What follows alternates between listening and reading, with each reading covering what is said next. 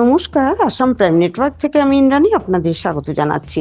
পরিবেশকে স্বচ্ছ ও প্রদূষণ মুক্ত রাখতে হাইড্রোকার্বনের কম ব্যবহার সহ গ্রিন এনার্জির ব্যবহার বৃদ্ধি নিয়ে রবিবার এক সচেতনতা পদযাত্রা করল ওএনজিসি।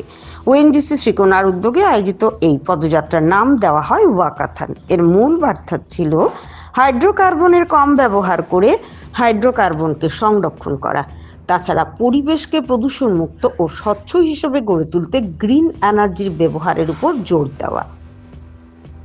এ বিষয়ে ওএনজিসির অ্যাসেট ম্যানেজার সতীশ কোহলি জানান, ভবিষ্যতে পরিবেশকে দূষণ মুক্ত রাখতে গ্রিন এনার্জির ব্যবহার বাড়াতে হবে।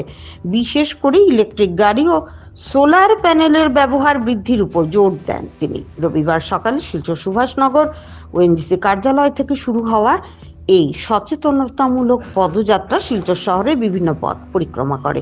ওএনজিসি এর আধিকারিক ও কর্মচারীরা এতে সামিল হন। সচেতনতামূলক স্লোগান দেন তারা। শুরুতে অ্যাসেট ম্যানেজার সতীশ কোহলি সহ অন্যান্যরা ফ্ল্যাগ অফ করে এই পদযাত্রার সূচনা করেন।